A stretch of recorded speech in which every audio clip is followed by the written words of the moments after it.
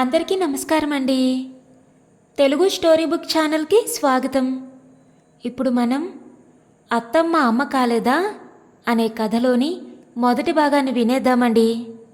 అమ్మాయి, వర్షం పడుతుంది, డాబా మీద బట్టలు తీసుకొనిరా. వరండాలో నిల్చొని కోడల్ని కేకేసింది మంగతాయారు. ఇదిగో అత్తయ్య, వచ్చేస్తున్నా అంటూ వంటగదిలో సింకులో గిన్నెలు కడుగుతున్న లావణ్య చేతులు కడుక్కొని పైట కొంగుకి చేతులు తుడుచుకుంటూ పరుగున బయటకొచ్చింది. అప్పుడే పొలంలో మిరప పంటకి మందు కొట్టి ఇంటికి వచ్చిన పరశురాంకి తల్లి భార్యకు చీటికి మాటికి పని చెప్పడం అసలు నచ్చదు. మనసులో ఏది ఉంటే అదే పైకనేసే భోళా మనిషి పరశురాం. సంవత్సరం క్రితమే తండ్రి కాలం చేశాడు. తండ్రికి మళ్ళీ కొంచెం ఆవేశం పాళ్ళు ఎక్కువే. తల్లంటే ప్రాణమే, కానీ భార్య అంటే పంచ ప్రాణాలు. అది వంటగదిలో పనిచేస్తుంది కదా అమ్మా, ఖాళీగానే ఉన్నావు కదా, నువ్వు వెళ్ళి తీయొచ్చు కదా బట్టలు, దాని నిమిషం కూడా కూర్చొనియవు పైకే అనేశాడు పరశురాం. వెంటనే ముక్కు మీద వేలేసుకుంది మంగతాయారు. అప్పుడే నీకు అమ్మ అల్లం పెళ్ళాం బెల్లం అయిపోయిందేంట్రా? నాకు మోకాలు నొప్పులని చెయ్యలేకనే కదా నీ పెళ్ళానికి చెప్తుంది. పెళ్ళాం కష్టాలు కనబడ్డాయి కానీ అమ్మ బాధలు కనబడలేదురా నీకు? ఎప్పుడైనా హాస్పిటల్కి తీసుకెళ్ళి 2 మందు బిళ్ళలు ఇప్పించావా? పెళ్ళానికి పని చెప్తే మాత్రం అల్లాడిపోతున్నావు.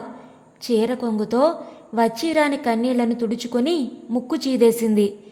అమ్మా, నువ్వు కొళాయి తిప్పకు, చూస్తూనే ఉన్నావు కదా, పంటకు తెగులొచ్చింది. దానికి మందులు కొడుతూ అరక్కి వెళుతూ కూలీల్ని పెట్టి కలుపు తీయిస్తూ నాకు ఖాళీ ఉంటుందా? నిన్ను ఆసుపత్రికి తీసుకెళ్ళి చూయించను. ఎల్లుండి తీసుకెళ్తాను, కొంచెం ఓపిక పట్టు. ఆర్ఎంపీ దగ్గరికి వెళ్ళి నొప్పులకి 2 బిళ్ళలు పట్టుకొస్తాను, వెళ్లేదాకా అవి వాడుకో అంటూ లేచి చెప్పులు వేసుకున్నాడు పరశురాం. భుజాల మీద బట్టలు వేసుకొని మెట్లు దిగి, మీ అబ్బాయి ఎక్కడత్తయ్యా? చినుకులు పడుతున్నాయి, టీ చుక్కైనా తాగలేదు, మళ్ళీ బయటికి వెళ్ళాడా? లావణ్య చుట్టూ చూస్తూ అంది. ఆ డాక్టర్ బాబు దగ్గరికి వెళ్ళొస్తానని వెళ్ళాడమ్మాయి. కాళ్ళు పీకేస్తున్నాయి, వాళ్ళంతా నొప్పులు, కొంచెం అల్లం టీ పెట్టిస్తావు? పడకుర్చీలో కూర్చొని కాళ్ళు నొక్కుంటూ అంది మంగతాయారు. అయ్యో అత్తయ్య, ఈ జండుబాంతో మర్దనా చేసుకుంటూ ఉండండి, ఇప్పుడే టీ పట్టుకొస్తాను. సొరుగులో నుంచి అందుకొని మంగతాయారు చేతికిచ్చి వంటగదిలోకి వెళ్ళింది లావణ్య. జండుబాం మూత తీసి, అబ్బా, అయ్యో, అమ్మా అని సన్నగా మూలుక్కుంటూ కాలు ఎదురు స్టూల్ మీద పెట్టుకొని మోకాలు రుద్దుకుంటూ కూర్చుంది మంగతాయారు. కమ్మని వాసన నాసికా పుటాలను అదరగొడుతుంటే తలెత్తి చూసింది. ఎదురుగా వేడి వేడి టీ కప్పుతో కోడలు. తీసుకోండి అత్తయ్య, చల్లారిపోతుంది. పొగలు కక్కుతున్న టీ కప్పు చేతికి అందించింది. నువ్వు 1 కప్పు తాగి ఆ గిన్నెలు కడిగి వంట పని పూర్తి చేయమ్మాయి. వర్షం బాగా పడేలా ఉంది, కరెంటు తీసేస్తారేమో. టీ సిప్ చేస్తూ బయటికి చూస్తూ అంది తను. నీరసంగా ఉన్నా పైకి చెప్పే ధైర్యం లేక, అలాగే అత్తయ్య అనుకుంటూ లోపలికి వెళ్ళింది లావణ్య. చూస్తుండగానే సన్నగా మొదలైన చినుకులు కాస్త ఊపందుకొని పెద్ద జల్లయింది. వాన పెరిగింది, గొడుగన్నా పట్టుకెళ్ళలేదు. పాపం తడిచిపోతాడేమో ఏంటో, నిమిషం కూడా ఖాళీగా ఉండడు. మనసులో అనుకునేది చిన్నగా బయటికి అనేస్తూ వంట పని చేసుకుంటుంది లావణ్య. వంటగది కిటికీ అటుకేసే ఉండడంతో పడకుర్చీలో కూర్చుని ఉన్న మంగతాయారుకి కోడలి మాటలు చిన్నగా వినిపిస్తూనే ఉన్నాయి. ఇదిగో అమ్మాయి, వాడు నీకు మొగుడు కావడానికి ముందు నాకు కొడుకు. వాడి మంచి చెడ్డలు నాకు తెలుసు. వాడు నా కోసమే డాక్టర్ దగ్గరికి వెళ్ళాడని నువ్వు కావాలనే వాడి మీద పెట్టి నన్ను అంటున్నావని నాకు అర్థమైంది, కానీ కొంచెం నోరు మూసుకొని పని కానివ్వు. గట్టిగానే అరిచింది. తన గొంతు వినగానే సైలెంట్ అయిపోయింది లావణ్య. భర్త గురించి 4 ముక్కలు మాట్లాడుకునే హక్కు కూడా ఈ ఇంట్లో నాకు లేదా? అన్నిటికీ అపార్థాలే అని మనసులో బాధపడుతూ కన్నీరు పెట్టుకుంది లావణ్య. అరగంటకి వాన తెరిపించింది, కానీ అప్పటికే పూర్తిగా తడిచిపోయొచ్చాడు పరశురాం. వాన తగ్గేదాకా అక్కడే ఆగకపోయావట్రా? చూడెలా తడిసిపోయావో. చీర కొంగుతో కొడుకు తల తుడుస్తూ కంగారుగా అంది మంగతాయారు. భర్తని చూడగానే టవల్ అందుకొని ఇద్దామని వాకిట్లోకొచ్చి ఆ దృశ్యం చూసి అక్కడే ఆగిపోయింది. ఇప్పుడు వెళితే అత్తగారు మళ్ళీ ఏమంటారో అని భయపడుతూ. చూశావట్రా, మొగుడు వానలో తడిచిపోయొచ్చాడు, ఒక తుండుగుడ్డ చేతికిద్దామని కూడా లేదు నీ పెళ్ళానికి. ఉన్నట్టుండి సంభాషణ తన మీదకి మళ్ళడం, అత్తయ్య తనని దెప్పేయడం చూసి ముఖం చిన్నబుచ్చుకుంది లావణ్య.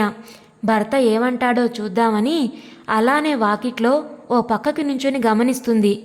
దాన్ని నువ్వు ఖాళీగా ఎక్కడుంచుతున్నావమ్మా? తుండుగుడ్డ చేతికివ్వడానికి? ఎప్పుడూ దాన్ని ఏదో ఒకటని దెప్పేయకపోతే నీకు పొద్దు పోదనుకుంటా? చిరాగ్గానే అన్నాడు. పెళ్ళాం మీద మాట పన్నయ్యవు కదా, అక్కడికి నేనేదో గయ్యాళన్నట్టు. మూతి తిప్పుకుంటూ వెనక్కి తిరిగింది మంగతాయారు.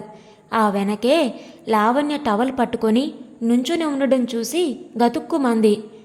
అత్తయ్య, టవల్ ఇద్దామని నసుకుతున్న కోడల్ని చూస్తూ, వాడి తల తుడిచి బట్టలు మార్చుకోమను, జలుబు చేస్తుంది. ఆ పనైతే ముగ్గురం అన్నం తిందాం అంటూ తన గదిలోకి వెళ్ళింది మంగతాయారు. వెళుతున్న తనని చూస్తూ ఇద్దరూ చిరునవ్వు రువ్వారు. గొంతు కంచు కానీ మనసు కనకం అనుకుంటూ. మంగతాయారు ఒక్కగానొక్క కొడుకు పరశురాం. పేరుకు తగ్గట్టే కొంచెం ఆవేశపరుడు. ఎవరన్నా చిన్న మాటన్నా పడ్డు. తన వాళ్ళనంటే చూస్తూ ఊరుకోడు. ఆ ఆవేశంలో అప్పుడప్పుడు తొందరపాటు నిర్ణయాలు కూడా తీసుకునేవాడు. ఏదో గొడవలని, వాళ్ళు వీళ్ళు ఏదో అన్నారని 2-3 సార్లు పురుగుల మందు తాగి చావు అంచుల దాకా వెళ్ళి తల్లిదండ్రులు కాపాడుకోవడంతో బయటపడ్డాడు. అయినా అదే ఆవేశం. మనసు బంగారం కానీ రంగు కొంచెం నలుపు. నల్లగా ఉన్నాడని పిల్లనివ్వడానికి పిల్ల తల్లిదండ్రులు కొంచెం ఆలోచనలో పడ్డంతో వచ్చిన 2-3 పెళ్లి సంబంధాలు వెనక్కి వెళ్ళిపోయాయి. ఇక పెళ్లి కాదేమో అని పరశురాంకి బెంగ పట్టుకుంది. కొడుకు మనసెరిగిన మంగతాయారు భర్తతో కలిసి ప్రయత్నాలు ముమ్మరం చేస్తే అప్పుడు పక్కూర్లో తారసపడిన సంబంధమే లావణ్య వాళ్ళది. లావణ్య రూపవతి, గుణవతి, సౌందర్యవతి, పాలమీగడ వర్ణంలో ముట్టుకుంటే మాసిపోయేలా ఉండేది. అంతకు మించి బంగారం లాంటి మనసున్న లావణ్యని చూస్తే తనని చూసే ఆ పేరు పెట్టారేమో అనిపించక మానదు. లావణ్య వారిది దిగువ మధ్యతరగతి కుటుంబం. తల్లిదండ్రులు చిన్నప్పుడే చనిపోతే అన్నయ్య దగ్గర చుట్టాల నీడలో పెరిగింది. వాళ్ళ అన్నయ్యకి చిన్న వయసులోనే చుట్టాల బలవంతంతో చెల్లి కంటే ముందే పెళ్ళయింది. పాప కూడా.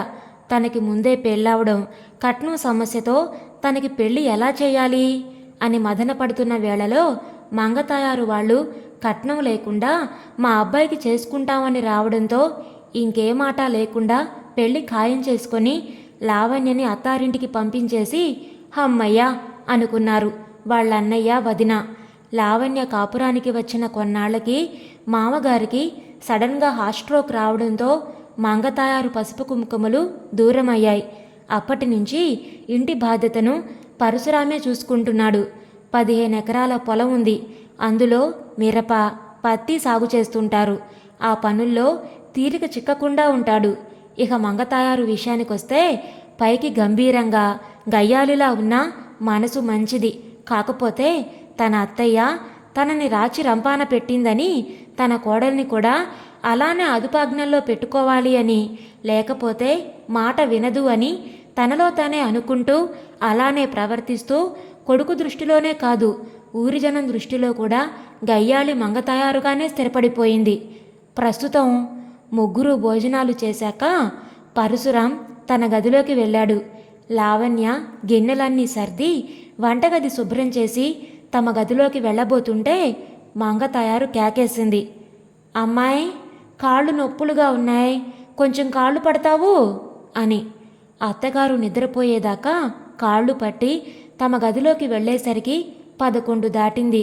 తను మంచం ఎక్కగానే అలసటతో వెంటనే నిద్రలోకి జారుకుంది.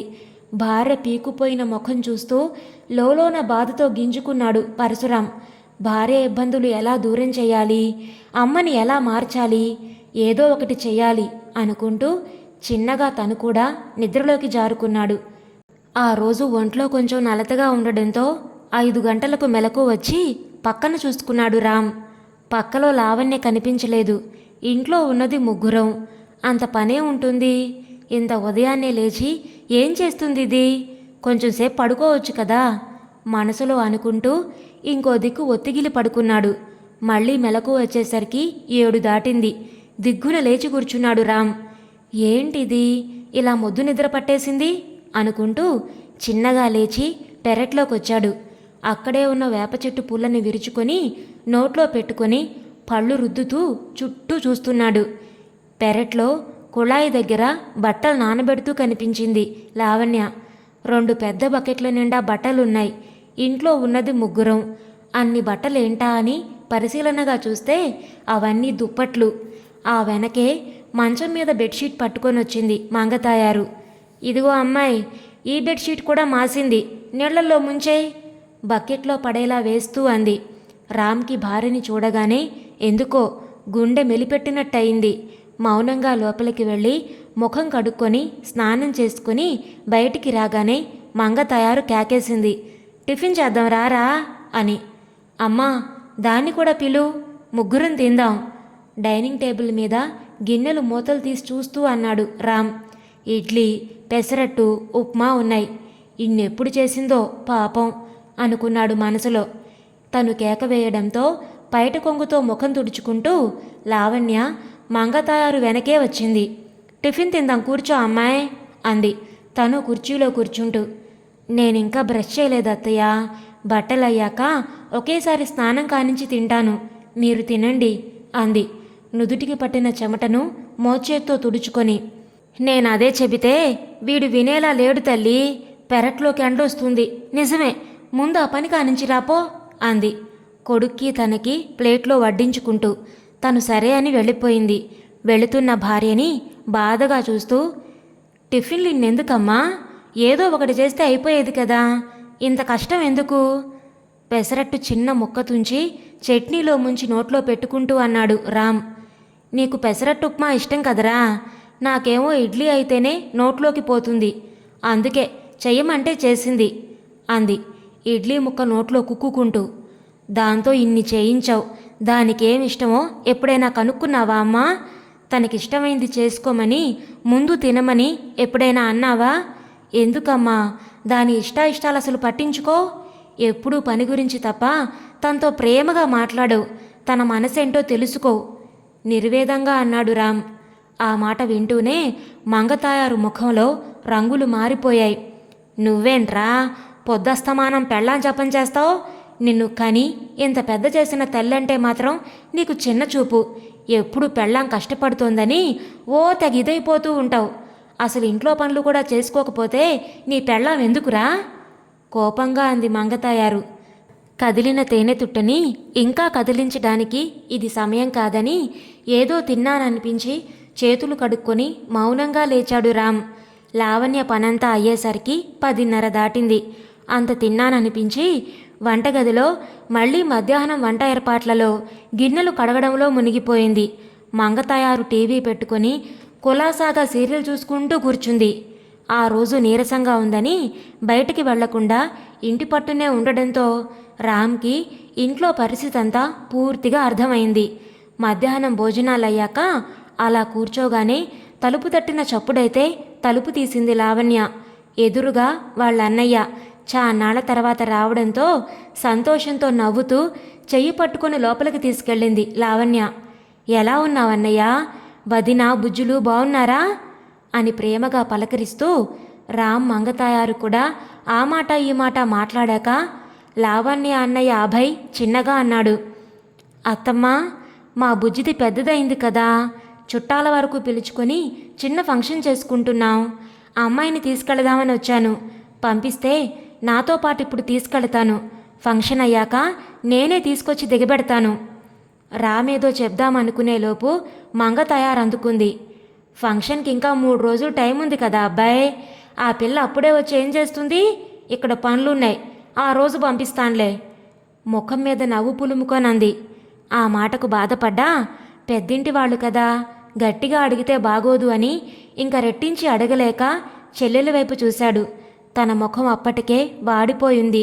చేసేదేం లేక చెల్లెలి తల నిమిరి ఫంక్షన్ రోజన్నా మీ వారు అత్తయ్యతో కలిసి ఉదయాన్నే రమ్మని వెనుతిరిగాడు. వెళుతున్న అన్నయ్య వైపే బాధతో చూస్తూ ఉండిపోయింది లావణ్య. రామ్ భార్య మనసు గుర్తించినా వాళ్ళమ్మ ఒక మాట తనో మాట మాట్లాడితే బాగుండదని సైలెంట్గా ఉండిపోయాడు. ప్రతి ఆడపిల్లకి పుట్టింటిపైన మమకారంతో పాటు అధికారం ఉంటుంది. ఏ శుభకార్యం జరిగినా తన చేతుల మీదుగా జరపాలని, తను ఆడిపాడిన ఇంట్లో తన వారి మధ్యలో సందడిగా గడపాలని ఆశుంటుంది. పెళ్లి తర్వాత తన ఆశలన్నీ అణుచుకున్నా ఆ ప్రేమ మాత్రం అంతకంతకు పెరుగుతూనే ఉంటుంది. అలానే తమని ఏమన్నా తట్టుకుంటారు కానీ పుట్టింటిని మాటంటే మాత్రం తట్టుకోలేరు. ఈ ఆశలకి కోరికలకు లావణ్య అతీతురాలు కాదు కదా. తన పెళ్ళయ్యాక పుట్టింట్లో జరిగే మొదటి శుభకార్యానికి అలా చుట్టపుచూపుగా వెళ్లాల్సి వస్తుందని లోలోన చాలా బాధపడింది. కానీ పైకి ఏమీ అనలేదు. ఆ రోజు రాత్రి అత్తగారు భర్త అన్నం తినమన్నా ఆకలి లేదంటూ అలానే గదిలోకి వెళ్ళి పడుకుంది. స్టూల్ మీద గ్లాస్ పెట్టిన చప్పుడు విని పక్కకి తిరిగి చూసింది లావణ్య. చేతిలో అన్నం ప్లేటుతో భర్త. లావణ్య, లేచి ఒక ముద్ద తినరా, మళ్ళీ ఉదయాన్నే లేస్తావు, నీరసం వస్తుంది, కొంచెం తిని పడుకో. లావణ్య రెక్క పట్టుకొని లేపుతూ అంటున్నాడు రామ్. నాకు ఆకలిగా లేదు రామ్, వద్దు, తల వంచుకొనే అంది. పిచ్చిదానా, మీ అన్నయ్యతో పంపించలేదని అలిగావు కదా. అమ్మ నిన్ను విడిచి ఉండలేదే. నాకంటే అమ్మకి నువ్వే ఎక్కువ ఇష్టం. 3 రోజులంటే ఎలా పంపిస్తుంది మరి? ఫంక్షన్ రోజు అందరం వెళదాం. కానీ నాకు తెలిసే నువ్వెంత కష్టపడుతున్నావో, లోపల ఎంత బాధపడుతున్నావో. అమ్మకు నువ్వంటే ప్రాణం, అయినా చాదస్తం ఎక్కువ. అదే నీ మీద నా మీద చూపిస్తుంది. తనకి ఉంది నువ్వు నేనే కదా, అర్థం చేసుకోవాలి. తనకి నేను చిన్నగా సర్ది చెప్తాను. ఎక్కువ ఆలోచించి మనసు పాడు చేసుకోకు. వారంలో అమ్మని నీకమ్మగా మార్చే బాధ్యత నాది. నా మాట విని ముందు ఎంగిలిపడు. భార్య నోట్లో ముద్ద పెడుతూ అన్నాడు. లావణ్యకు కళ్ళ వెంట నీళ్లు కారిపోతూనే ఉన్నాయి. తల్లిదండ్రుల్ని కోల్పోయి ప్రేమకి ముఖం వాచి ఉన్న తన జీవితంలోకి వారి ప్రేమకి మించిన ప్రేమ వెల్లువలా వచ్చిన భర్తను చూస్తూ తన అదృష్టానికి పొంగిపోతూ ఆనందంలో భర్తను గట్టిగా హత్తుకొనంది. ఈ ప్రేమ ఎప్పటికీ ఇలానే ఉండాలి రామ్, నన్నెప్పటికీ విడిచిపోవు కదా. కంటి నిండా నీళ్లతో అంది. పిచ్చిదానా, నిన్ను వదిలేయడం అంటే నా ఊపిరి వదిలేసినట్టే. మాట పూర్తి కాకముందే నోటిని తన చేత్తో మూసి చిన్నగా మందలించంది. ఏంటా మాటలు అని. తన కోపాన్ని చూసి రామ్ నవ్వుకున్నాడు. రామ్ చేతులతో కడుపు నిండా తిని మనసు నిండా తన ప్రేమని నింపుకుని ఆదమరిచి పసిపాపల్లే భర్త కౌగిట్లో ఒదిగి నిద్రలోకి జారుకుంది లావణ్య. ఎప్పటిలానే తెల్లారింది. రోజువారీ ఇంటి పనిలో మంగతాయారుగారి సారథ్యంలో లావణ్య ఎప్పటిలానే చెమటలు కక్కుతుంది. అమ్మ ఒక ఇంటి కోడలే కదా, తనెందుకు అర్థం చేసుకోవట్లేదా అని దీర్ఘాలోచనతో తన మేధోమదన కార్యక్రమంలో రామ్ కూడా బిజీగా ఉన్నాడు. ఎవరి పనుల్లో వాళ్ళుండగా 11 దాటాక తలుపు కొట్టిన చప్పుడైతే లావణ్య వెళ్ళి తలుపు తీసింది. మా అమ్మాయికి నీళ్లు వస్తున్నాం, చలివిడితో తాంబూలం తీసుకుని వెళుదురా అమ్మాయి అని బొట్టు పెట్టి వెళ్ళింది తమ కాలనీకి 2 వీధుల అవతల ఉండే కాంతమ్మ. అమ్మాయి, వంట పని అయింది కదా, తాంబూలానికి వెళ్ళిరా. నేను వెళదామంటే నాకు మోకాళ్ళ నొప్పులు కదా, ఓపిక లేదు. సోఫాలో కూర్చుని టీవీ చూస్తూ కాళ్ళొత్తుకుంటూ అంది మంగతాయారు. లావణ్య అటు వెళ్ళగానే టీవీ కట్టేసి తల్లి పక్కన సెటిల్ అయ్యాడు రామ్. ఏమన్నా అడగాలట్రా, టీవీ ఎందుకు కట్టేశావు? అత్త బంగారం, కోడలు కొరివికారం సీరియల్ వస్తుంది, మంచి పట్టులో ఉండగా ఆపావే. తెగ బాధపడిపోతూ అంది మంగతాయారు. అవునమ్మా, మాట్లాడాలి. లావణ్యని వాళ్ళ అన్నయ్య తీసుకెళ్తానని వస్తే ఎందుకు వద్దన్నావు? అది మాత్రం ఎక్కడికెళుతుంది? పంపిస్తే బాగుండేది కదా చిన్నగా అన్నాడు రామ్. కొడుకు అలా అడగ్గానే కోపం వచ్చినా సంభాళించుకుంది. అలా అడగ్గానే ఇలా పంపిస్తే మనకి విలువ ఎక్కడిస్తారా? వాళ్ళు ఎస్ అంటే మనం నో అనాలి, వాళ్ళు నో అంటే మనం ఎస్ అనాలి. అప్పుడే ఆ లేనోళ్ళకి మనం అంటే భయం, భక్తి, గౌరవం ఉంటాయి. అయినా తను 3 రోజుల ముందే ఆ పెద్ద ఫంక్షన్కి వెళ్ళి అక్కడ వెలగబెట్టేదేముంది? ఈవిడగారు వెళ్ళకపోతే అక్కడ పనులే ఆగిపోవులే. పొల్ల విరిచినట్టంది మంగతాయారు. ప్రేమ మాట దేవుడెరుగు. లావణ్య మీద కనీసం గౌరవం కూడా లేదు. తన ప్రవర్తన సరికాదని అమ్మకెలా చెప్పాలి? మనసులో ఆలోచిస్తూ చిన్నగా అన్నాడు రామ్. అమ్మా, నానమ్మ చనిపోయి చాన్నాళ్ళైనా తనను నువ్వింకా మర్చిపోలేదు కదా. ఉన్నట్టుండి సంభాషణ ఎందుకు మళ్ళిందో అర్థం కాకపోయినా తన అత్తగారి ప్రస్తావన రాగానే తన గుండెల్లో వేదన పంచుకోవాలని మాత్రం అనిపించింది మంగతాయారుకి. మర్చిపోయా మనిషా మీ నానమ్మ చచ్చి ఏ లోకాన ఉందో కానీ ఇప్పుడు నాకు తగులుకున్న మోకాళ్ళ నొప్పులన్నీ ఆవిడగారి పుణ్యమే. మహా తల్లి బతికున్నన్నాళ్ళు సాధించుకొని తింది, చచ్చాక ఈ నొప్పులు వదిలిపోయింది అక్కసుగా అంది మంగతాయారు. నీ నొప్పులకి తనకి సంబంధం ఏంటమ్మా? ఆసక్తిగా అడుగుతున్న కొడుకుని చూడగానే ఉత్సాహంగా చెప్పడం మొదలెట్టింది మంగతాయారు. నీకు మళ్ళే మీ నానమ్మకి కూడా మీ నాన్నగారొక్కరే సంతానం. బయట పిల్ల, పేదోళ్ళ అమ్మాయి అయితే బాగా చూసుకుంటుందని నన్ను చేసుకున్నారు. అప్పటినుంచి నా కష్టాలు మొదలు. మీ నానమ్మ, నానయ్య, వాళ్ళ అమ్మ, నాన్న, నేను, మీ నాన్నగారు అందరికీ నేనొక్కదాన్నే వండి వార్చేదాన్ని. దుక్కలా ఉన్నా వంటగదిలో కూడా తొంగి చూసేది కాదు మహాతల్లి.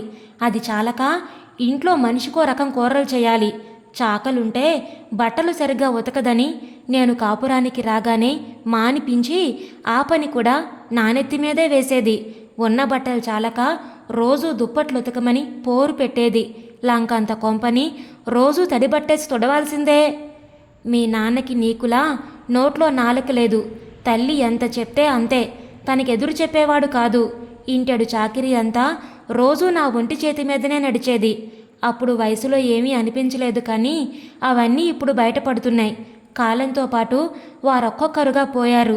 నాకంటూ కాసింత సమయం వస్తుంది అనుకున్న సమయంలో మీ నాన్నగారు కూడా నన్ను వదిలి వెళ్ళిపోయాడు.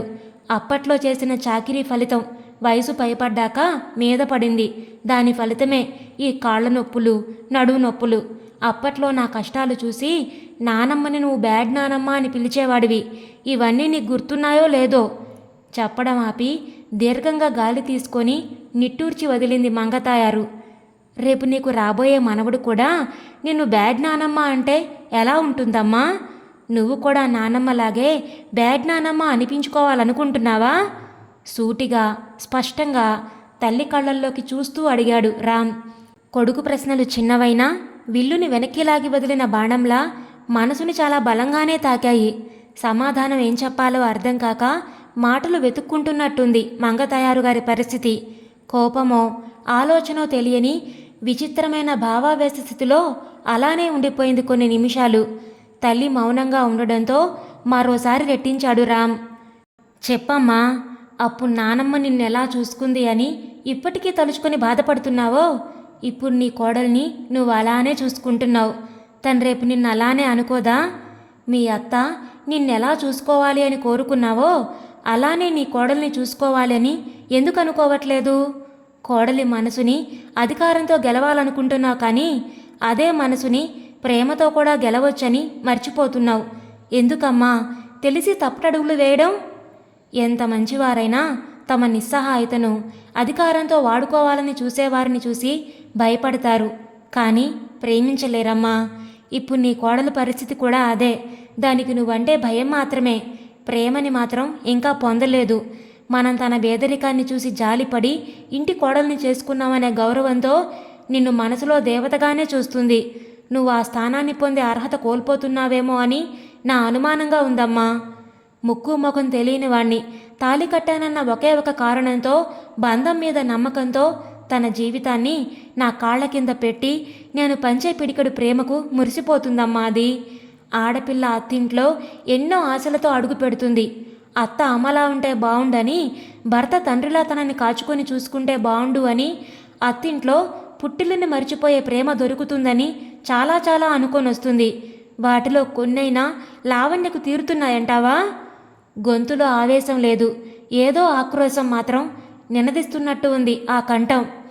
అరిచి గొడవ చేస్తుందనుకున్న తల్లి మౌనంగా ఉండడంతో రామ్ మనసు కొంచెం కుదుటపడింది. అప్పుడే పేరంటానికి వెళ్ళిన లావణ్య తాంబూలంతో తిరిగొచ్చింది. తాంబూలంతో ఇచ్చిన అరిసెను 2 ముక్కలుగా తుంచి ఇద్దరి చేతికి అందించి నవ్వుతూ అంది, అబ్బాయి బొమ్మలా ఉన్నాడత్తయ్య, చూడగానే ముద్దొచ్చేశాడు. తన మాటలు వింటుంది, కానీ తనేం మాట్లాడలేదు. వాన వెలిసిన తర్వాత వాతావరణంలా ఉంది తన మనసు. ఏదో తేడాగా ఉంది అనుకుని భర్త వైపు చూసింది. తను గమనించి చిన్నగా నవ్వాడు. ఏం లేదు అంటూ సైగ చేస్తూ. ఆ రోజంతా మంగతాయారుగారు మౌనంగానే ఉంది. సాయంత్రానికి స్నేహితుల్ని కలిసి వస్తానని బయటికెళ్ళాడు రామ్. చీకటి పడే వేళకు ఇంటికి చేరాడు.